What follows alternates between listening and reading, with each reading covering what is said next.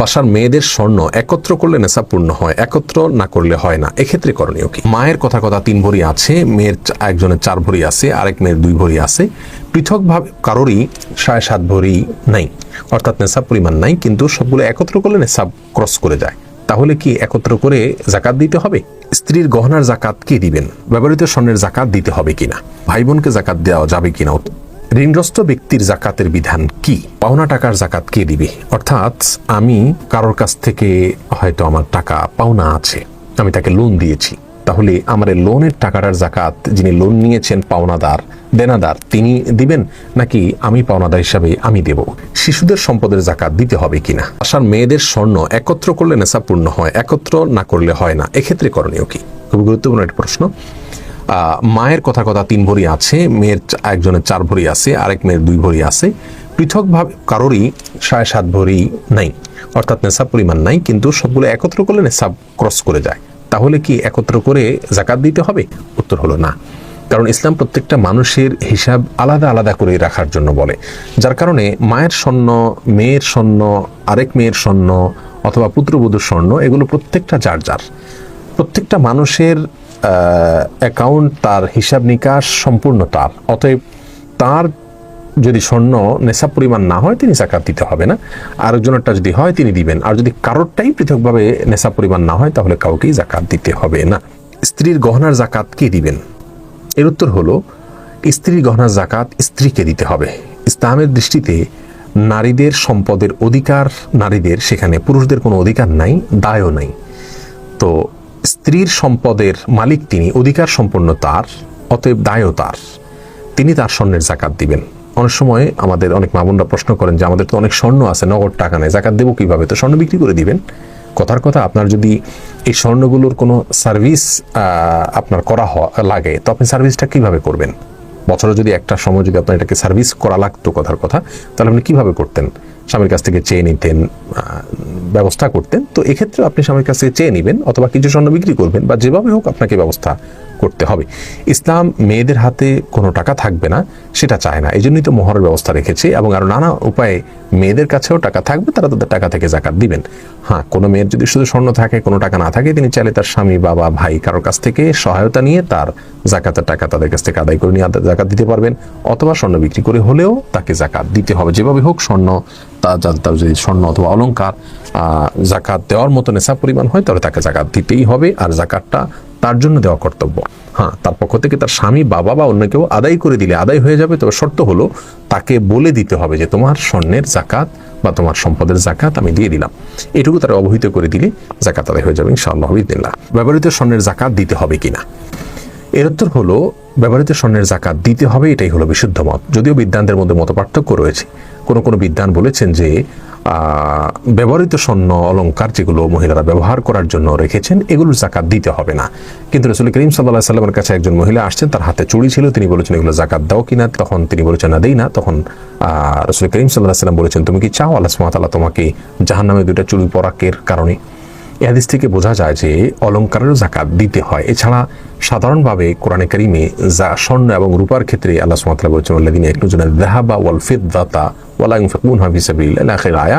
এই আয়াতে জাকাত এবং স্বর্ণ এবং রূপা এগুলো যদি কেউ সঞ্চয় করে এবং জাকাত না দেয়, তার জন্য শাস্তির কথা বলা হয়েছে। এখানে সাধারণ স্বর্ণের কথা বলা হয়েছে, অলংকার, গায়ের অলংকার সবকিছুর জন্য। যার কারণে বিশুদ্ধ মত হলো ব্যবহৃত স্বর্ণেরও জাকাত দিতে হবে যদি সেটা নেশাব পরিমাণ হয় এবং বছর পূর্ণ হয়। ভাই বোনকে জাকাত দেওয়া যাবে কিনা? উত্তর হলো হ্যাঁ, ভাই বোনকে জাকাত দেওয়া যাবে যদি তারা অভাবী হন, তারা যদি ফকির অথবা মিসকিন, এই 2 ক্যাটাগরির কোনো একটাতে, অথবা ঋণগ্রস্ত কোন একটা ক্যাটাগরি, 8টা খাতের কোন একটা খাতের মধ্যে তারা যদি পড়ে যান, তাহলে তাদেরকে জাকাত দেওয়া যাবে। কারণ ভাই বোন বা রক্ত সম্পর্কীয় আত্মীয়, তাদেরকে জাকাত দিলে বরং ডাবল সওয়াব হয়। আত্মীয়তার সম্পর্ক রক্ষা করা এবং অভাব মোচন এবং জাকাত আদায় করা, 2টা সওয়াব আপনি পাবেন। অতএব ভাই বোনকে আপনি জাকাত দিতে পারবেন। ঋণগ্রস্ত ব্যক্তির জাকাতের বিধান কি? এর উত্তর হলো, যে ব্যক্তি ঋণগ্রস্ত সেই ব্যক্তির জাকাত দেওয়ার ক্ষেত্রে দেখতে হবে তার টাকা পয়সা, ওই যে জাকাত যোগ্য যে 6টা অ্যাসেট আছে, এগুলো কি পরিমাণ আছে সেটা একসাথ করতে হবে। এরপরে তার লোন বা ঋণ কি পরিমাণ আছে সেটাকে একসাথ করতে হবে। তার লোন যে পরিমাণ রয়েছে, লোনের চাইতে যদি তার সম্পদ বেশি থাকে, এই বেশিটা যদি নেশাব পরিমাণ হয়, তাহলে তাকে জাকাত দিতে হবে। এটা হলো সাধারণ লোনের ক্ষেত্রে। কোনো মানুষ খেয়ে পরে বাঁচার জন্য, মৌলিক প্রয়োজন মেটানোর জন্য যদি লোন করেন তাহলে তার জন্য একথা প্রযোজ্য। শিল্প লোন বা শিল্প ঋণ সহ যে সমস্ত ব্যবসায়িক ঋণ রয়েছে অথবা উন্নয়নমূলক ঋণ রয়েছে, বাড়ি করার জন্য আপনি লোন করেছেন, তাহলে সেই লোনের সাথে আপনার জাকাতের কোনো সম্পর্ক নেই। অর্থাৎ সেই লোনের টাকা আপনার অ্যাসেট থেকে বাদ দিয়ে জাকাত দিবেন না, বরং ওই লোনের জায়গায় থাকবে।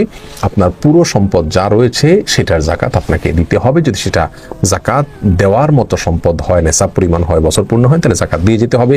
লোনটা কাটা যাবে না শিল্প লোন অথবা বাণিজ্যিক লোন অথবা উন্নয়নমূলক লোন হলে।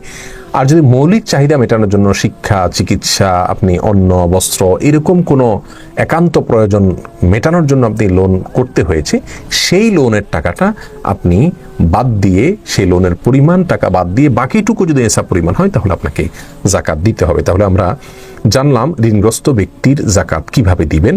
ঋণের টাকা বাদে বাকিটুকুর জাকাত তাকে দিতে হবে যদি সেটা নেশাব পরিমাণ হয়। আর শিল্প লোন বা অন্যান্য লোনগুলো এর আওতাভুক্ত নয়। পাওনা টাকার জাকাত কে দিবে? অর্থাৎ আমি কারোর কাছ থেকে হয়তো আমার টাকা পাওনা আছে, আমি তাকে লোন দিয়েছি, তাহলে আমার লোনের টাকাটার জাকাত যিনি লোন নিয়েছেন, পাওনাদার, দেনাদার, তিনি দিবেন নাকি আমি পাওনাদার হিসাবে আমি দেব? উত্তর হলো আমাকে দিতে হবে। অর্থাৎ যিনি লোন দিয়েছেন তিনি টাকার মালিক, যিনি লোন নিয়েছেন তিনি টাকাটার মালিক নন, যার কারণে যিনি লোন দিয়েছেন তাকেই জাকাত দিতে হবে। এক্ষেত্রে একটু ব্যাখ্যা রয়েছে। যদি এমন হয় যে আমি কাউকে লোন দিয়েছি এবং তিনি টাকাটা দিচ্ছেন না, গড়িমসি করছেন, তাহলে অনেক বছর যদি হয়ে যায়, তাহলে সেক্ষেত্রে অনেক বছর পর যদি আমি টাকাটা পাই তার কাছ থেকে, তাহলে পেছনের সমস্ত বছরের জাকাত আমাকে দিতে হবে। এটা হলো আমাদের উলামা ইকরামের দৃষ্টিভঙ্গি। সৌদি আরবের উলামা ইকরামের অনেকের দৃষ্টিভঙ্গি হলো ভিন্ন। এক্ষেত্রে তারা বলেন, ইবনে উসাইমিন রাহিমাহুল্লাহ সহ অনেকে বলেছেন যে পাওনা টাকার জাকাত, আপনি কারোর কাছে টাকা পাওনা আছে, তো অনেক বছর পরে তিনি যদি আপনাকে টাকাটা ফেরত দেয় তাহলে সর্বশেষ বছরের জাকাত আপনি দিবেন, শুধু বাকি বছরের জাকাত দিতে হবে না। আবারও বলছি, আমাদের উলামা ইকরামের দৃষ্টিভঙ্গি এক্ষেত্রে কথার কথা, একজনকে আপনি টাকা হাওলাত দিয়েছেন, ধার দিয়েছেন, তিনি 4 বছর, 3 বছর বা 5 বছর পরে টাকাটা ফেরত দিয়েছে, তাহলে ফেরত আসার পর আপনার এই পেছনের প্রত্যেকটা বছরের জাকাত আপনাকে দিতে হবে। আর যদি তিনি টাকাটা দেবেন সে আশা আপনার রয়েছে, সেই হিসাবে আপনি আগে থেকে জাকাত দিয়ে যান বছরে বছরে, তার কাছে টাকাটা পাওনা রয়েছে, সেই পাওনা টাকাটা আপনার সম্পদের সাথে যুক্ত করে আপনি সেটা হিসাব কাউন্ট করে বছর বছর দিয়ে যান, তাহলে তো যখন আপনি টাকাটা পেয়ে গেলেন তখন আর বিগত বছরে জাকাত দেওয়ার প্রশ্ন আসে না। তাহলে পাওনা টাকার জাকাত যিনি টাকার মালিক অর্থাৎ যিনি লোন দিয়েছেন তাকেই দিতে হবে। যিনি লোন নিয়েছেন বা দেনাদার তিনি পাওনা টাকার জাকাত দিবেন না। শিশুদের সম্পদের জাকাত দিতে হবে কিনা, এর উত্তর হলো, এটা নিয়ে স্কলারদের মধ্যে দুটি মত রয়েছে। অনেক স্কলার বলেন শিশুদের সম্পদের জাকাত দিতে হবে না, কারণ তারা বালেগ নয়, প্রাপ্তবয়স্ক নয়। প্রাপ্তবয়স্ক না হলে ইসলামের বিধিবিধান তার জন্য প্রযোজ্য হয় না। শিশু যেহেতু শিশু, প্রাপ্তবয়স্ক নয়, যার কারণে তার জন্য ইসলামের এই জাকাতের বিধান প্রযোজ্য হবে না, তার সম্পদের জাকাত দিতে হবে না। এর বিপরীতে অনেক ওলামা ইকরাম বলেন না, শিশুদেরও সম্পদের জাকাত দিতে হবে। কারণ শিশুদের সম্পদ জাকাতের জন্য দিতে হবে যে জাকাতটা আসলে ব্যক্তির উপর নয় বরং সম্পদের উপরে দিতে হয়, আবশ্যক হয়। আল্লাহ সুবহানাহু ওয়া তাআলা বলেছেন, খুয মিন আমওয়ালিহিম সাদাকাতান তুতাহিরুহুম ওয়া তুযাক্কিহিম, অর্থাৎ আপনি তাদের সম্পদ থেকে জাকাত কালেকশন করুন। আল্লাহ সুবহানাহু ওয়া তাআলা তার রাসূল সাল্লাল্লাহু আলাইহি ওয়াসাল্লামকে নির্দেশ করছেন। তাহলে এই আয়াত থেকে আমরা দেখতে পেলাম জাকাত এটা সম্পদের উপরে অপরিহার্য করা হচ্ছে, ব্যক্তির উপরে না। অতএব মালিক কি শিশু না অন্য কি এটা দেখার বিষয় না, যদি সম্পদ থাকে এবং মুসলিম হন তাহলে তার জাকাত দিতে হবে, এটা অনেক ওলামা ইকরাম বলেছেন। তাহলে দুটি মত ক্ষেত্রে রয়েছে এবং ভিন্ন মত রয়েছে। দুই মতের সপক্ষেই যার যার মতো করে তারা পেশ করে থাকেন। বিষয়টি গবেষণামূলক এবং ইজতিহাদি মতপার্থক্যপূর্ণ।